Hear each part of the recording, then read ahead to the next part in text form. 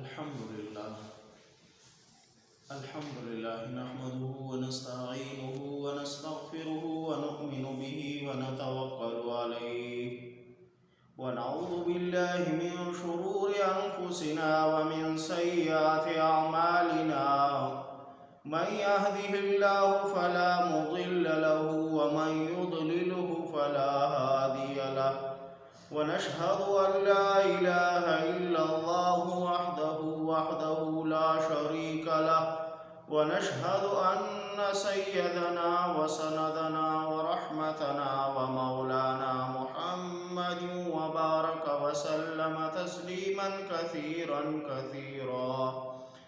أما بعد فأعوذ بالله من الشيطان الرجيم بسم الله الرحمن الرحيم فصل لربك وانحر إن شانئك هو الأبتر آمنت بالله صدق الله العظيم إن الله وملائكته يصلون على النبي يا أيها الذين آمنوا صلوا عليه وسلموا تسليما اللهم صل على محمد النبي الأمي وعلى آله وسلم تسليما كثيرا أما بعد کونین کی تخلیق کا مولا تو سبب ہے، اسلام کا مفہوم تیرے در کا ادب ہے، طٰہٰ سے آیا ہے تیری سیرت کا قصیدہ، قرآن میں یاسین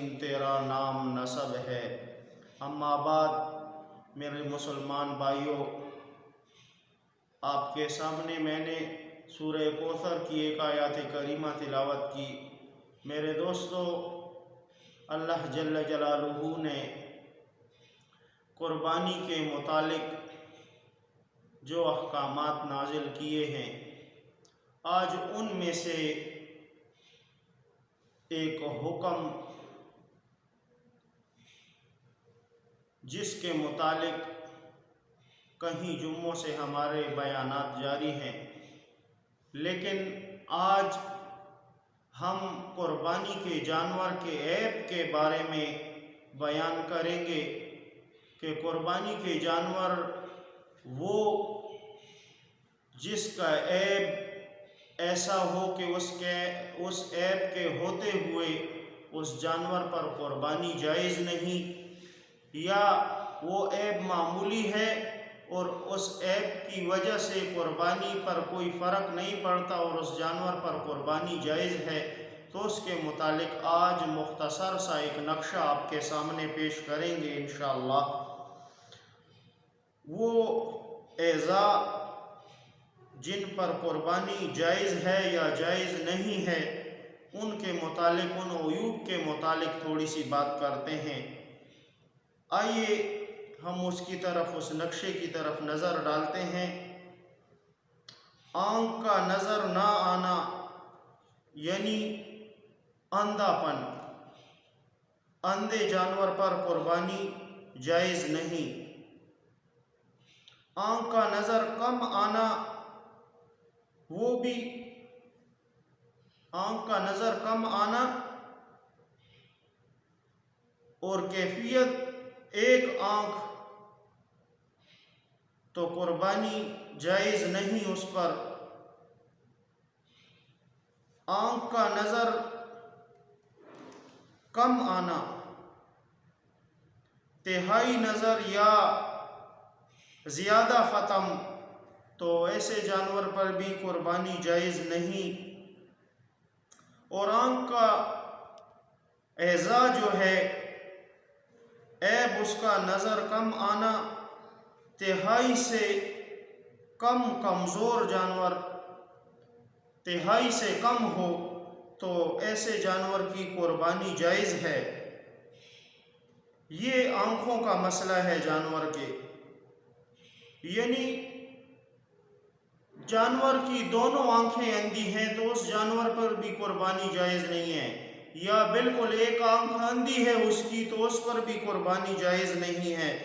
اور دوسری یہ ہے کہ دونوں آنکھوں سے اس کی نظر بالکل کم ہے کہ وہ جانور خود چل پھر نہیں سکتا، اسے نظر نہیں آتا، تو ایسے جانور کی بھی قربانی جائز نہیں ہے۔ اب آؤ تھوڑا کان کی طرف نظر ڈالیں کہ جانور کے کان کا کیا مسئلہ ہے۔ تو کان اعضاء ہے جانور کا، اور عیب اس کا کٹی ہوئی کان تہائی حصہ یا زیادہ، تہائی حصہ یا زیادہ، تو ایسے جانور کی قربانی بھی جائز نہیں ہے۔ تہائی سے زیادہ حصہ اس کا کٹا ہو تو ایسے جانور کی بھی قربانی جائز نہیں ہے۔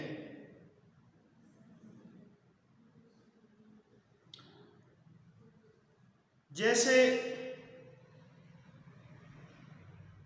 یا پیدائشی اس کا کان نہ ہو، پیدائشی کان نہ ہو یا ایک یا دونوں، تو ایسے جانور کی بھی قربانی جائز نہیں ہے۔ کان کٹا ہوا ہو پورا تہائی سے زیادہ، تو ایسے جانور کی بھی قربانی جائز نہیں ہے۔ اور کان کٹا ہوا ہو تہائی سے کم، بالکل تھوڑا سا کہ وہ عیب بالکل سامنے نہیں آتا، تو ایسے جانور کی بھی قربانی جائز ہے۔ اس اعضاء کا کٹا ہوا طول میں ہو تو مکروہ تنزیہی ہے، اور کان میں سوراخ ہو جو جمع کرنے سے تہائی کان بنتا ہو۔ کان میں سوراخ ہے لیکن اگر اسے جمع کیا جائے تو تہائی کے برابر بنتا ہے یا تہائی سے زیادہ بنتا ہے، تو ایسے جانور کی بھی قربانی جائز نہیں ہے۔ اور کان میں سوراخ ہو جو جمع کرنے سے تہائی کان کے برابر نہ ہو، تو ایسے جانور کی قربانی جائز ہے۔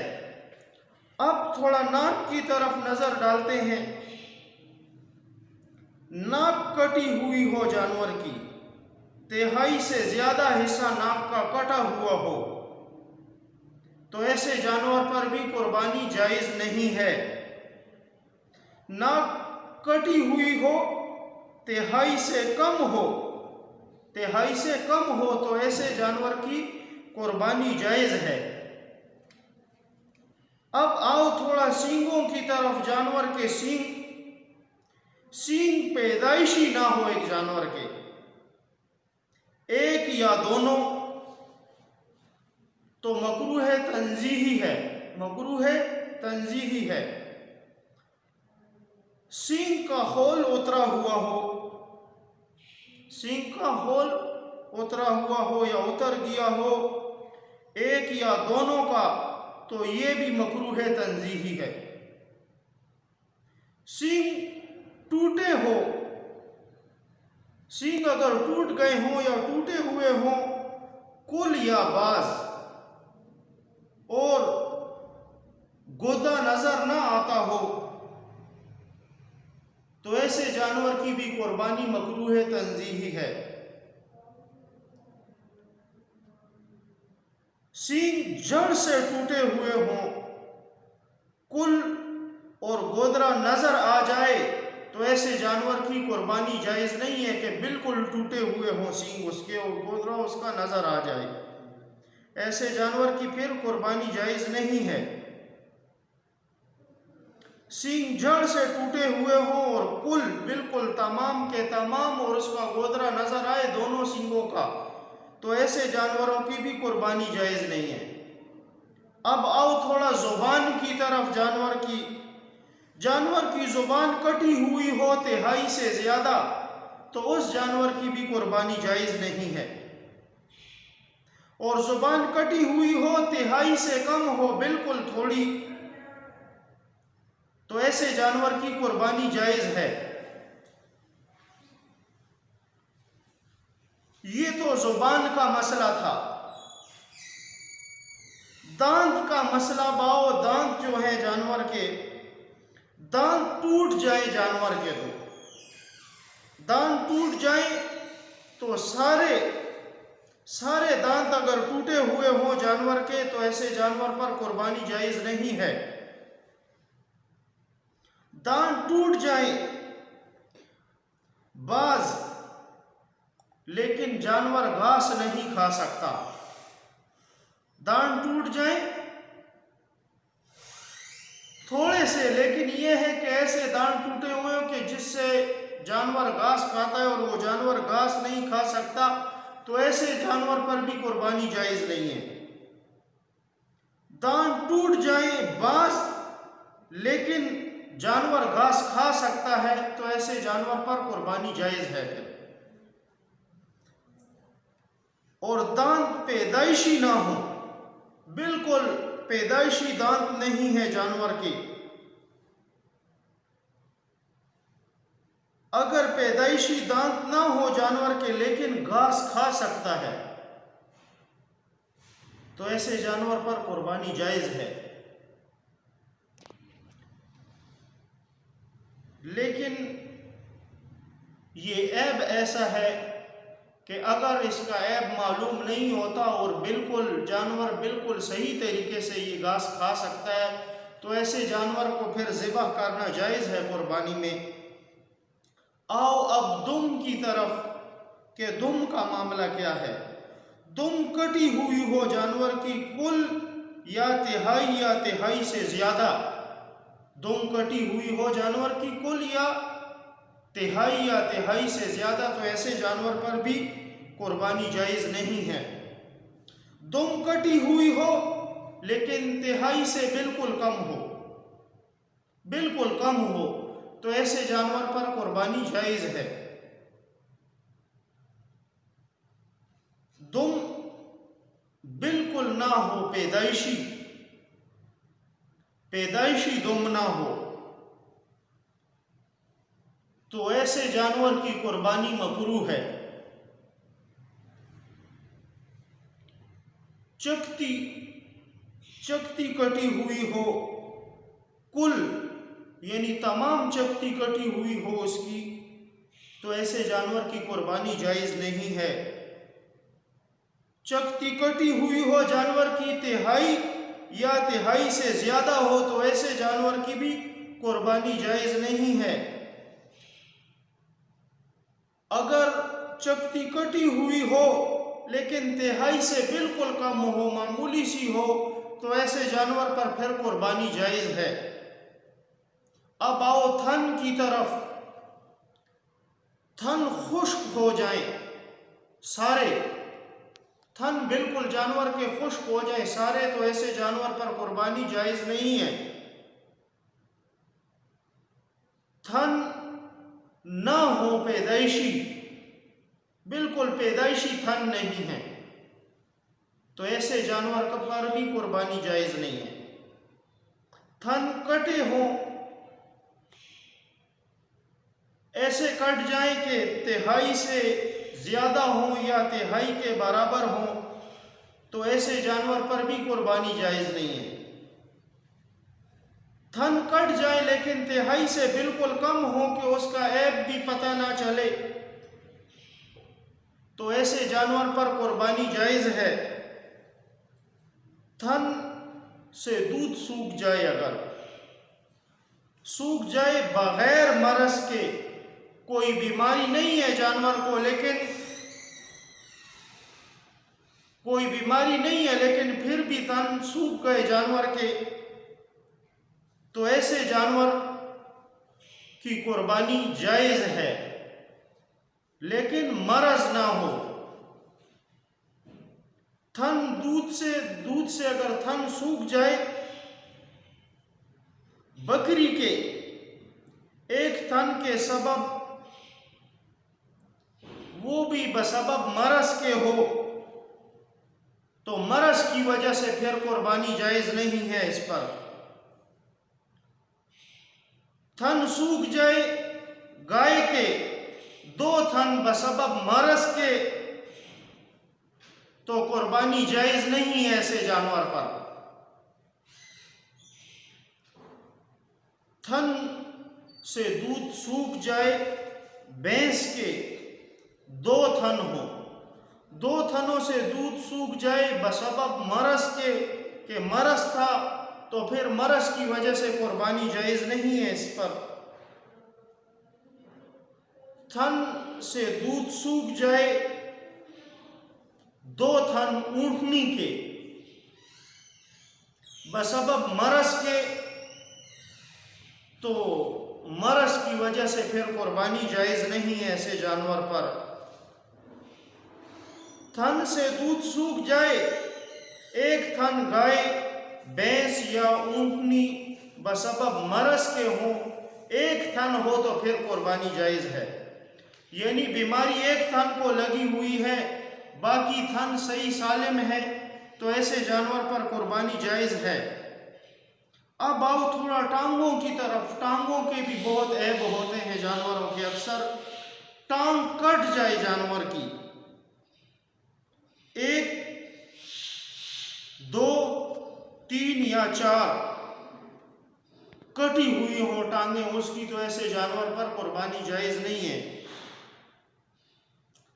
ٹانگ کٹ جائے جانور کی، ایک ٹانگ سے لنگڑا، دکھی ٹانگ ٹیک لگا کر چل سکتا ہو، اگر ایک ٹانگ اس کی معمولی سی زخمی ہے لیکن وہ چل سکتا ہے اسی ٹانگ پر، تو قربانی جائز ہے اس جانور کی۔